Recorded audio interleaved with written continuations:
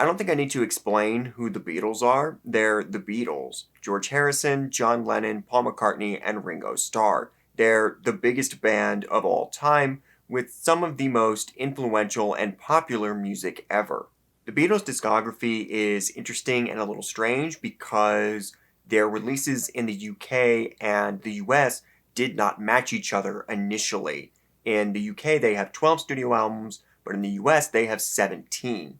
In 1987, their catalog was unified with the CD release of their discography, and that is what we're going to follow, the UK version that became the unified discography. The only exception that I am making is Magical Mystery Tour. That was released as a double EP in the UK, but a full album in the US. So we're going to be counting the US version of Magical Mystery Tour because that's what's on Spotify anyway. And so there are 13 albums to rank. I'm going to rank them from my least favorite to my favorite. And as always, this is just my opinion. Feel free to disagree. Before we get started, be sure to like and subscribe, and you can support the channel on Patreon. In the town where I was born, lived a man. Number 13, Yellow Submarine. Released in 1969, this was produced by George Martin. For the band, it was somewhat of a contractual obligation. There was a film of the same name released the same year, and the Beatles were asked to contribute new songs for the soundtrack. They did 6 songs, 2 of which, the title track and All You Need Is Love, were previously released songs, so reused tracks. The other 4 were new, a mix of songs written for the project and songs that had been rejected from previous releases. The rest of the album are pieces from the film's score by Martin, so the first half. I think you can kind of tell the band wasn't super into it. They were much more excited about the White Album, so this thing ends up feeling kind of blah. Not horrible, because these guys are so talented that even with minimal effort, they could still make stuff that was listenable, but none of the new 4 songs really do anything for me. Martin's score is fine.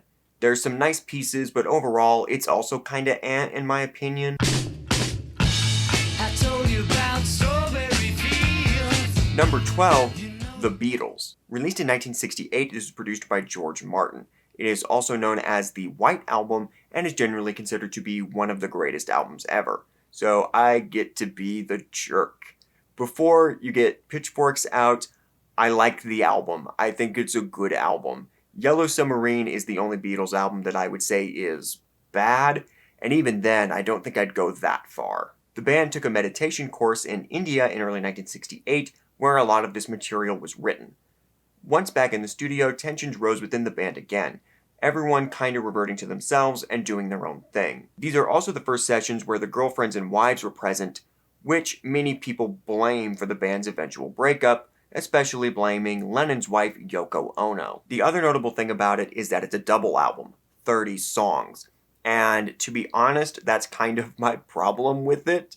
I've never heard a double album where I've been like, wow, every single one of these songs is great. There is great stuff on this, but there's also a lot of nonsense that could have been cut. It's cool to get an album that's 30 brand new songs, that's awesome, but I do think this album would be stronger if it was cut down to the absolute best of the best. But I don't think the individual egos at the time would have allowed that. Number 11, Abbey Road. Released in 1969, this was produced by George Martin.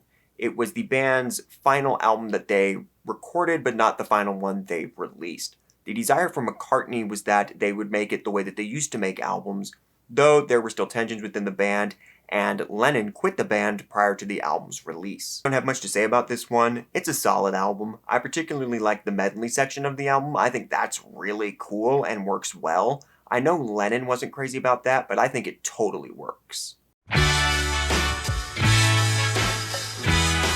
Number 10, Magical Mystery Tour. Released in 1967, this was produced by George Martin.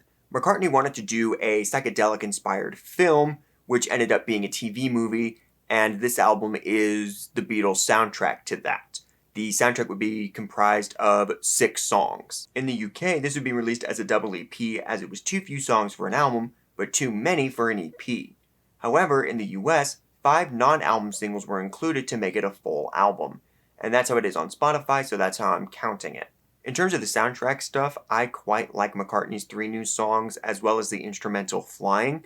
That's all really cool. I am not as crazy about Lennon's I Am the Walrus or Harrison's Blue Jay Way. The singles part of the album is great in my opinion, all really strong material, and that's what edges this album up, I think. Number 9, Sgt. Pepper's Lonely Hearts Club Band. Released in 1967, this was produced by George Martin. In 1966, the Beatles had decided to stop touring and just focus on music. McCartney also started to experiment with LSD. He came up with the idea for a song about an Edwardian-era military band, and that suggested that the Beatles' next album be a performance by this band. It's one of the first, if not the first, concept album. It was also a major factor in starting the album era as the main way of consuming music as opposed to the single-based model that had been in place before. I really love the production and the arrangements on this. It's all really cool, some kind of experimental stuff at the time. I think it works well. There's also really terrific songwriting. I think some of this stuff is just excellent. However, I also think some of it is a little Not bad, but I think the album is a tad inconsistent, but still plenty of great stuff. He's a real man. Number 8, Rubber Soul. Released in 1965, this was produced by George Martin. The band had just completed a North American tour prior to the sessions, and the album is inspired by some of the stuff they heard while in America. Soul and Motown kind of stuff, Bob Dylan and the Byrds. Like Sgt. Pepper after it, it's one of the albums that made albums a thing, a complete piece, instead of a collection of singles. Some of the record is a little rockier, which is cool, and I particularly dug Starr's drumming on this one. I think his performance is great. It's a really good album. This is the first album on the ranking that I think, top to bottom, is really good for the most part. Great album. Number 7, Beatles for Sale. Released in 1964, this was produced by George Martin. With their previous release, A Hard Day's Night, the Beatles had done entirely original material, no covers, unlike their first 2 albums. However, for this album, they didn't quite have the time to do that, so it ends up being a mix of covers and originals like the first 2. It's a fun album, I like it a lot. There's some really good songs across the board, though I don't think it's quite as strong as some of their other albums, but I enjoy it.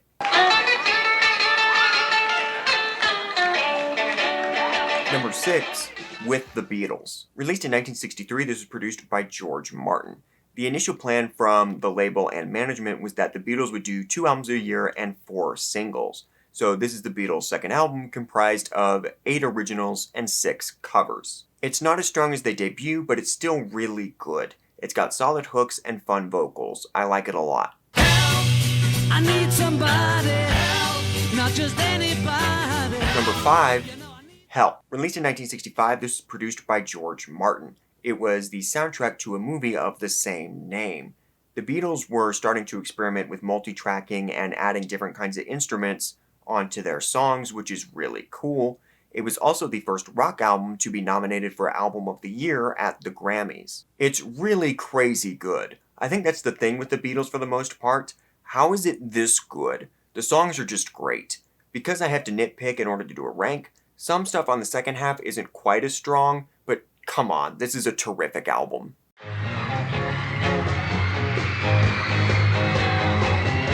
Number 4, Please Please Me. Released in 1963, this was produced by George Martin. It is the band's debut album.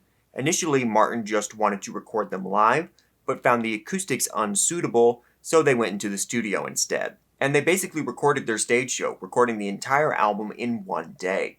Martin added a couple overdubs later, but the album was done in a day, which is crazy. It's a great debut, the melodies are terrific, and the vocals are great. It's so cool to hear the 4 different members sing. I think it's a major appeal of both the Beatles and Kiss that there isn't just one singer or songwriter. I dig Harrison's guitar as well. To be hip with the kids, the album is a total vibe. It's very nice to listen to in the morning or on like a rainy or cloudy day. Great album. Number 3, Revolver. Released in 1966, this was produced by George Martin. It is considered to be the first of the band's psychedelic era, and it's really cool. They're getting into that experimental phase, and I like it a lot. Not everything necessarily lands for me, but when it does, it's damn cool. Number 2, A Hard Day's Night. Released in 1964, this was produced by George Martin. It is the band's third album and the first to feature all original material, no covers. And I love that. It's really cool, and the songs are great. I think you can tell a marked improvement over the first two albums, which were already great albums, better production, and musicianship. Amazing album. Number 1, Let It Be. Released in 1970, this was produced by Phil Spector.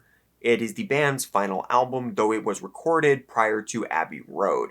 Concerned about tensions within the band, McCartney suggested they do a TV movie that would be their first live performance in a couple years, all of new material. The band convened at a soundstage at Twickenham with a documentary crew filming the sessions. They did not go well, with Harrison quitting the band. They were able to convince him to return, but Twickenham was abandoned, with the band finishing the album at Apple Studio. George Martin and Glenn Johns did the initial work, with the latter doing the initial mix. However, the band wasn't happy with it and moved on to Abbey Road. When it came time for the film Let It Be to be released, Harrison and Lennon asked Spector to take the sessions and turn them into something they felt was usable, which is why Spector gets the producer credit. McCartney was not happy with what Spector did and would later remix the album with the intention that it would reflect more of the initial vision. I do agree with McCartney that Don't Let Me Down belonged on the album, not Dig It or Maggie May. These sessions were also seen in a much fuller context in the recent Get Back documentary, which honestly I think might be why I rank this so high. I mean, I do think it's a great album with some of my favorite songs by the band. Get Back is probably my favorite, but when you watch the band actually create this stuff, I don't know, it kind of forms more of a connection to it. Like, it was so fun to watch McCartney basically come up with Get Back on the spot, playing his bass like it's a guitar. It's so cool. And you get to see how much more alive and fuller the songs become once Billy Preston was brought on. I love this album. I think it's great. So that's my ranking. Be sure to let me know what you think in the comments, and thank you for watching.